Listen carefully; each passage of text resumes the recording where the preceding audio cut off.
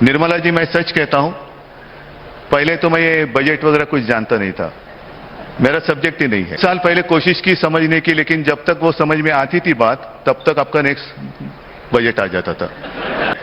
कुछ नहीं, गरीबों को गरीब, अमीरों को अमीर करने वाला बजट, मिडिल क्लास को कुछ मिलने वाला नहीं है, जीडीपी गिरने वाला है, दूसरा क्या है, फिस्कल डिफिसिट। वो जब भी बजट पेश होता है तो सारे लोग थोड़ा धक धक होता है और टीवी के सामने बैठे रहते हैं, क्या हो रहा है, सब अपने जेब संभाल के रहते हैं, क्योंकि जेब तो कटने वाला है। लेकिन जो सक्सेसफुल फाइनेंस मिनिस्टर होता है वो वही होता है जिसकी जेब काटी जाती है, उसको पता ही नहीं चलता। तर्फे तेजस पुंगारचा सप्रेम जय शिवराय, सप्रेम जय श्रीराम। सुरुवातीलाच बघितला ना तुम्ही व्हिडिओ, अनेकदा बघितला असेल, आम्ही मुद्दाम परत एकदा दाखवला की आम्हाला असं वाटलं की काही विसर तर पडला नसेल ना कोणाला।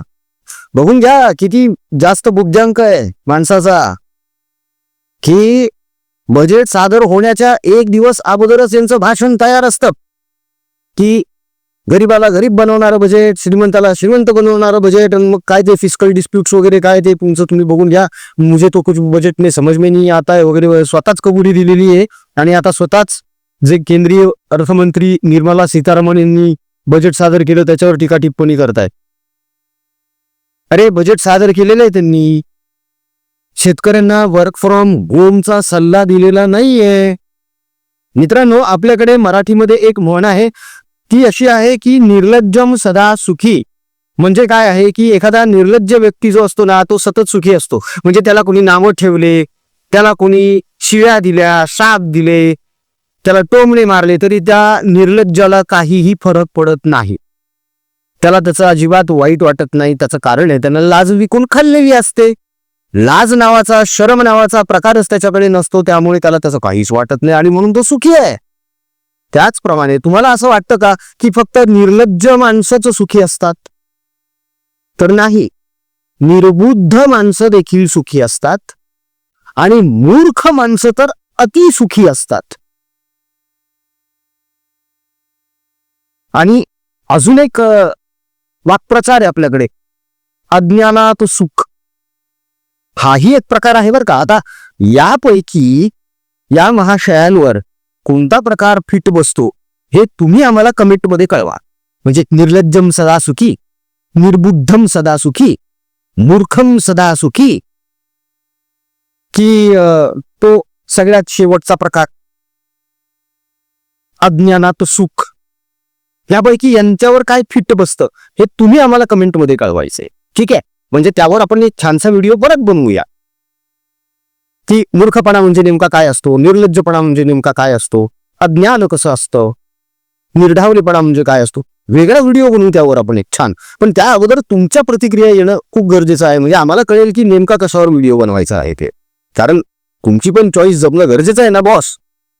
तर सांगण्याचा मुद्दा असा आहे की केंद्रीय अर्थमंत्री निर्मला सीतारामन यांनी बजेट सादर केलं, अपेक्षेप्रमाणे विरोधकांनी त्यावर टीका करणं स्वाभाविक आहे। पण ही टीका करत असताना आपल्याला बजेट कळलेलं तरी आहे का हे तरी एकदा तपासून बघितलं पाहिजे ना।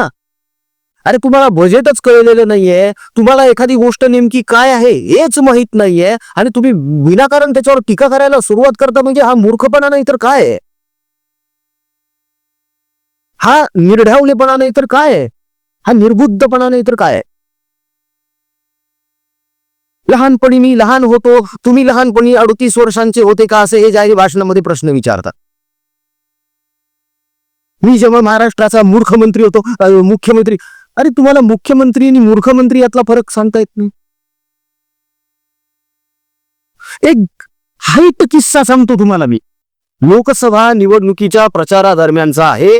उद्धव ठाकरे यांनी स्वतः हा किस्सा जाहीर सभेतून सांगितलेला आहे आणि लिटरली सांगतो, जेव्हा त्यांचं ते भाषण आम्ही ऐकत होतो, लिटरली आम्ही जमिनीवर करून गडाबडा हसत लोळत होतो।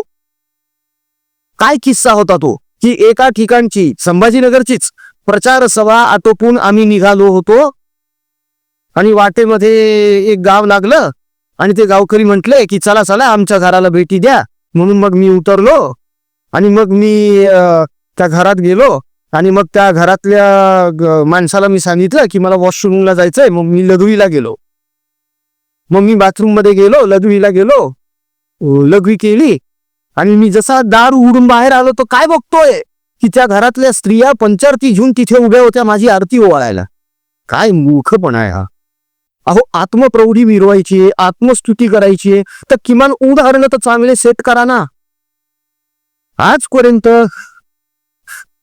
असं तुमच्याच सोबत कधी झालंय का की तुम्ही शौचाला गेले किंवा लघवी करायला गेले आणि तुमचं कार्य आटोकून तुम्ही दरवाजा उघडलाय आणि कोणीतरी तुमची आरती ओवाळण्यासाठी ताट समोर घेऊन उभं.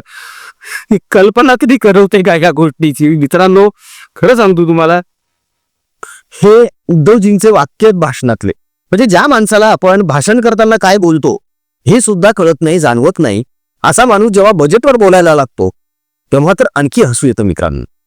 तर यांचं नेमकं आजचं काय म्हणणं आहे बजेटच्या बाबतीमधलं, निर्मला सीतारामन यांच्याबद्दल कशी आगपाखड केलेली आहे आणि परत स्वतःची बौद्धिक दिवाळखोरी यांनी कशी जगजाहीर केलेली आहे, व्हिडिओमधून आपण आजच्या जाणून घेणार आहोत. तेव्हा आजचा व्हिडिओ स्किप करू नका. इंटरेस्टिंग व्हिडिओ आहे, तुम्हाला खरंच आवडेल.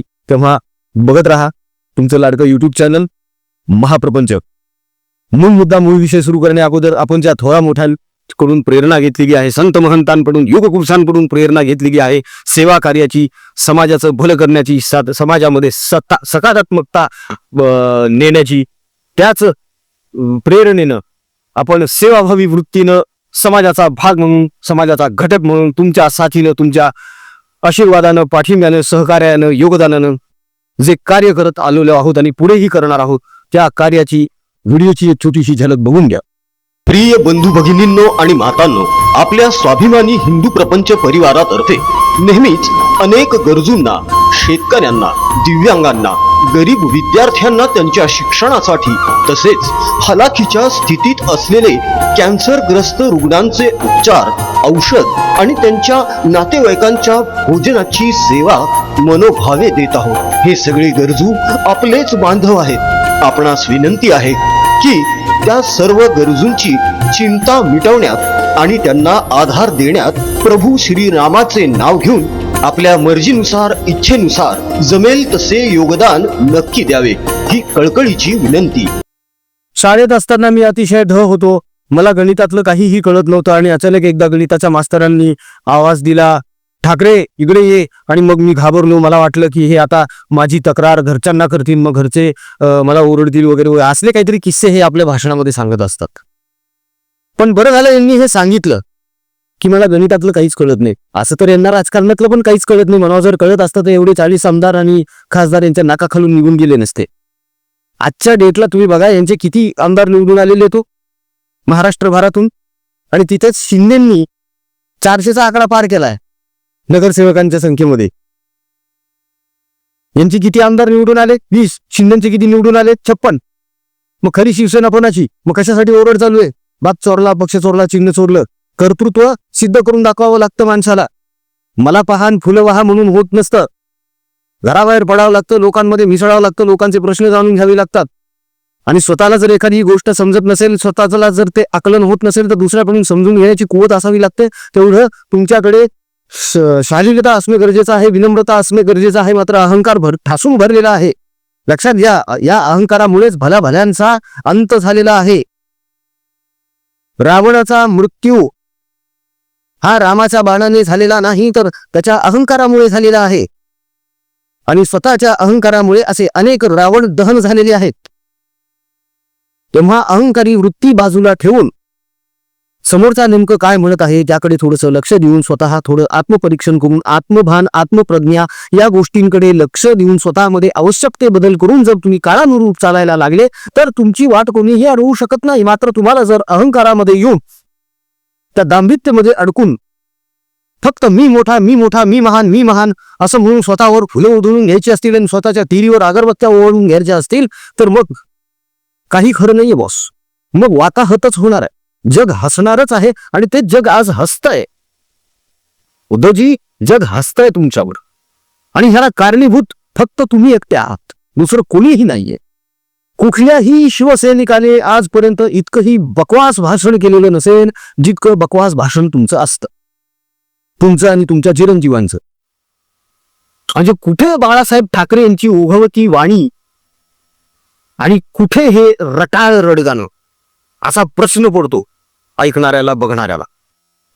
तुम्हाला लाख वाटू दे, ही ही ही जी समोर जमलेली आहे ती माझी जनता, ती माझी खरे शिवसैनिक, ती माझी संपत्ती, ते 500 रुपये देऊन आणलेलेचं कौतुक आम्हाला दाखवू नका. ते 500 रुपये देऊन आणलेले असतात. हे जग जाहीर झाले. कुठली, अरे कुठली सभा असो राव, एवढी गर्दी काय, रिकाम टेकडे एवढे लोक रिकामे आहेत का आपल्या देशात? प्रत्येकाच्या सभेला एवढी हजारोंच्या संख्येने गर्दी होते, इतके रिकाम टेकडे आहेत आपल्या देशात? कामधंदे नाहीत का लोकांना काही? हे सगळे बोलावलेले लोक असतात. हे आता सगळ्यांना कळून चुकलेले, कसं बरं विनाकारण ही माझी माणसं ती माझी माणसं करत बसायला गेली. त्याच्यापेक्षा लोकांमध्ये जाऊन मिसळले असते, 4 लोकांसोबत चर्चा केली असती तर फरक पडला असता. अहो आपल्या पित्याकडूनच घ्यायचा असताना आदर्श. मोठमोठ्या विचारवंतांसोबत, साहित्यिकांसोबत, कलाकारांसोबत, आर्टिस्ट सोबत, राजकीय नेत्यांसोबत, समाजसेवकांसोबत त्यांची उठक बैठक असायची. तासन तास चर्चा घडायच्या. त्यातून सकस काहीतरी निर्माण व्हायचं. जे योग्य आहे ते बाळासाहेब इतरांना द्यायचे, इतरांचं जे योग्य आहे ते स्वतःकडे ठेवायचे. आदान प्रदान होत होतं तेव्हा या गोष्टींचं, तुमच्याकडे होतच नाही. त्याच्यामुळे तुम्हाला हे असले प्रश्न पडतात की नख वाढतंय, केस वाढताय, पण जीडीपी कसा वाढतोय मला कळतच नाहीये म्हणे. पण कुठं वाढतोय म्हणे जीडीपी? अरे जीडीपीचा लॉंग फॉर्म तरी तुम्हाला सांगता येऊ शकतो का? तो भडगुंजा पत्रकार तुमचा घरगडी तुमच्या समोर बसलेला होता, जो तुमच्या प्रत्येक गोष्टीला होला हो लावत असतो, हो हो हो तुम्ही बरोबर, तुम्ही बरोबर, तुम्ही बरोबर. अरे त्याला तरी माहिती आहे का जीडीपीचा अर्थ काय आहे? ते जीडीपी म्हणजे भ्रष्टाचार नाही हो, दरडोई उत्पन्न म्हणतात त्याला. आता दरडोई उत्पन्न म्हटल्यानंतर लगेच म्हणाल इतकी डोकी मोजायची का आता? हा विषय तुमचा नाहीच आहे. ऍक्च्युली बजेट, अर्थकारण हे तुमच्यासाठी नाहीच आहे. काहीतरी बेवकूफ सारखं तुम्ही बोलून जाता. हे अर्थ म्हणजे संकल्प असायला हवा, आणि संकल्प असला तर त्याला काहीतरी अर्थ असायला हवा, असलं काहीतरी वायफळ बडबड करता कुणी. त्यापेक्षा निर्मला सीतारामन जेव्हा बजेट सादर करत होता तेव्हा देवेंद्र फडणवीस वही पेन घेऊन जसे टिपणं काढत बसलेले होते, तशी टिपणं काढण्याची जर तुम्ही सवय स्वतःला लावून घेतली असती ना, तर आज अशी वाताहत झाली नसती. हे काय म्हणतात ऐका जरा. निर्मला सीतारामन या खडूसबाईने सादर केलेला अर्थसंकल्प असाधारण वगैरे अजिबात नाही, पण भक्त टाळ्या वाजत चुकलेले आहेत. पॉइंट होता भक्त. हे बजेट सामान्य कुवतीच्या महिलेने सामान्य बुद्धिमत्तेच्या सरकारसाठी तयार केलेलं राजकीय बजेट आहे. एकेका वाक्याचा फडशा पाडूया आता. निर्मला सीतारामन या खडूसबाईने सादर केलेला अर्थसंकल्प असाधारण वगैरे ना. खडूसबाई कस काय वाटली यांना? असा काय खडूसपणा केला सीतारामन यांच्यासोबत? अहो यांनीच तर नाक घासलं होतं ना सीतारामन यांच्या समोर मुकेश अंबानी, महिंद्रा वगैरे सगळे बसलेले होते कि निर्मला जी मुझे आपका बजट कुछ समझ में नहीं आता है, मुझे तो कभी भी समझ में नहीं आता है, और जब तक समझ में आए तब तक आपका अगला बजट आ जाता है. याच माणसाचे वाक्य आहेत ना हे. तरी तेव्हा सुद्धा त्यांनी फक्त स्माइल दिली होती सीतारामनजींनी. त्यांच्या जागी जर यांच्याच सारखा एखादा मत्सरी द्वेषी व्यक्ती जर असता तर त्याला किती लखतर काढली असती यांची तिथल्या तिथेच, किती वाभाडे काढले असते. पण ती सज्जन बाई आहे, सुसंस्कृत बाई आहे, त्याच्यामुळे त्यांनी जाऊ दिलं, माफ केलं. जाऊ द्या, असतो एखादा बाबा ज्याला नाही कळत बजेट. प्रत्येक जण काय अर्थतज्ञ होऊ शकतो का? यांचा अर्थकारण हे फक्त मातोश्रीचा तळमजला भरण्यापुरतं आहे. खरंय ना मित्रांनो, यामध्ये काही खोटं आहे का? मातोश्रीचा तळमजला भरतं एवढंच यांचं अर्थकारण आहे, असं तुम्हाला वाटत नाही का? या बाबतीत तुमचं काय मत आहे ते खरंच स्पष्टपणे कमेंटमध्ये लिहा बरं का. अगदी कुठली भिडवाट ठेवू नका. व्यक्ती स्वातंत्र्य, व्यक्ती स्वातंत्र्य सगळ्यांना आहे, फक्त यांनाच आहे असं नाहीये. पुढे हे म्हणतात भक्त टाळ्या वाजवत चुकले. हो बाबा, वाजवतायत टाळ्या भक्त. भक्त कोणाचे असतात? देवादिकांचे भक्त असतात, ऋषीमुनींचे भक्त असतात, साधू संतांचे भक्त असतात, युगपुरुषांचे भक्त असतात. मग भक्त म्हणून घेण्यामध्ये एखाद्याला का अडचण यावी? आणि तुम्ही भक्त म्हणून हिनवत जरी असला तरी त्यांना काहीच फरक पडत नाही. तुम्ही कितीही जरी हिणवलं तरी त्या लोकांची जी श्रद्धा आहे किंवा त्या लोकांचा जो विश्वास आहे तो काही तसुभरही कमी होणार नाहीये. उलट तुम्ही जितकं ढिवचाल तितकं आणखी खड्ड्यात जाल. हेच ते भक्त आहेत ज्यांनी तुम्हाला आसमान दाखवलंय. महानगरपालिकेच्या निवडणुकीमध्ये बीएमसी तुमच्या हातातून काढून दाखवलेली आहे ती याच भक्तांनी काढलेली आहे बरं का. हे बजेट सामान्य कुवतीच्या महिलेने, सामान्य कुवतीची महिला, अरे दुसरी टर्म आहे अर्थतज्ञ म्हणून, सामान्य कुवत कोणाची आहे हे तर तेव्हाच दिसलं होतं ना जेव्हा यांच्या समोरच तुम्ही कबूल केलं होतं की मला बजेट मधलं काहीच कळत नाही म्हणून. मग आता कुवत कोणाची सामान्य आहे? जे बजेट बनवतात सादर करतात त्यांची कुवत सामान्य आहे का ज्यांना अजिबातच अक्कल नाही आणि ज्यांना बजेट मधलं काहीच कळत नाही त्यांची कुवत सामान्य आहे? सामान्य बुद्धिमत्तेच्या सरकारसाठी तयार केलेलं राजकीय बजेट. सामान्य बुद्धिमत्तेचं सरकार म्हणजे काय?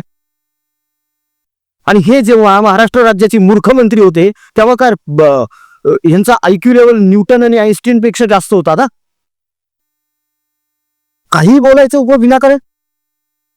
2.5 वर्षामध्ये जो माणूस 2 वेळा फक्त मंत्रालयामध्ये गेला तो म्हणतो राजकीय बजेट, आणि तेही सामान्य बुद्धिमत्तेच्या सरकारसाठी बनवलंय म्हणून. नेमकी सामान्य बुद्धिमत्ता आणि असामान्य बुद्धिमत्ता यातला फरक तरी यांना कळत असेल का? अनेक प्रश्न निर्माण होतात ना या विषयावर. मात्र एवढं या विषयावर का बोलावं लागतं मित्रांनो? त्याचं कारण असं आहे की हेच ते लोक आहेत जे समाजामध्ये खोटा नरेटिव्ह पसरवतात. यांना काही गरज नाहीये एखाद्याला भक्त म्हणून दिवचण्याची. तरी खाल्लेत ना, बरेच बांबू बसलेत ना बऱ्याच निवडणुकांमध्ये. विधानसभेचे हाल बघा यांचे. रेस्ट ऑफ महाराष्ट्र फक्त 10 आमदार आहेत. यांच्या देखी राहुल गांधी हा असामान्य बुद्धिमत्तेचा आहे. तो राष्ट्रीय पप्पू, त्याला खूप कळतं म्हणे सगळ्या गोष्टीतलं. आणि तसाच एक पप्पू महाराष्ट्रामध्ये सुद्धा निर्माण करून ठेवला यांनी.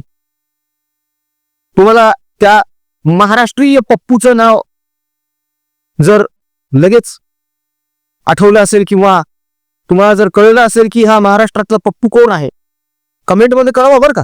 बिलकुल अभिव्यक्ती स्वातंत्र्य, व्यक्ती स्वातंत्र्य, जसं त्यांना आपल्याला पटत. वंदनीय बाळासाहेब ठाकरे यांची भाषणं ऐकत आपण मोठे झालेले आहेत राजीव. ठाकरी भाषा आम्हाला पण माहिती आहे आणि ठाकरी भाषेवर मक्तेदारी नाहीये कोणाची. जो कोणी बाळासाहेबांना मानतो तो ठाकरी भाषेचं पैक. शिंदेंनी जो दणका दिला त्या दणक्यातून, त्या धक्क्यातून हे अजूनही सावरलेले नाहीयेत. आमची फक्त देवाकडे एवढीच प्रार्थना आहे की देवा, आतापर्यंत जी अधोगती यांची झाली तेवढी बस झाली, यापेक्षा जास्त होऊ देऊ नकोस. नाही तर एखाद दिवशी महाराष्ट्रातले जेवढे मेंटल हॉस्पिटल आहे तिथल्या सगळ्या खाटा भरून जातील. कारण यांच्या या अशा वागण्याने वेड लागायची पाळी येणार यांच्या कार्यकर्त्यांवर. हे तर निघून जातील हो मातोश्री 3 मध्ये लंडनला. त्या विचारा कार्यकर्त्यांचं काय, भांजाळून गेलेत सगळे, वेडे झालेत सगळे. कळत नाहीये कोणाला काही काय करावं ते. वेड लागेल एखाद्या दिवशी महाराष्ट्रातल्या मेंटल हॉस्पिटलच्या सगळ्या खाटा भरल्या जातील यांच्या या असल्या वागण्यामुळे. राज ठाकरेंची गत पण काही फार वेगळी नाहीये, ते पण असेच आहे. त्यांचे कार्यकर्ते तर केस उपटायला लागले स्वतःचे की अरे बापरे, सकाळी माणूस काहीतरी वेगळं बोलतोय, दुपारी काहीतरी वेगळं आणि संध्याकाळी भलतच काहीतरी चालू आहे. म्हणजे भूमिकाच अशी घ्यायची की कार्यकर्तेच पागल झाले पाहिजे. हे ठाकरे बंधूंचं सध्याचं राजकारण चालू आहे. असो हरकत नाही, यांचं राजकारण करू द्या. कार्यकर्त्यांनो तुम्ही मात्र घरादाराचा विचार करा जरा. यांचं काही नाहीये, यांनी याच्या 100 पिढ्या आरामात बसून खाती इतकं कमवून ठेवलेलं आहे. तुमच्या अंगावर केसेस पडलेले आहेत, कोर्टाच्या खेट्या माराव्या लागतात. थोडा घराचा विचार करा, फ्युचरचा विचार करा, लेकरा बाळांचा, आईबापाचा विचार करा आणि मग झेंडे उचला. कारण तुम्ही फक्त सतरंजा उचलण्यासाठी आणि झेंडे उचलण्यासाठी आहात, अंगावर केसेस घेण्यासाठी आहात.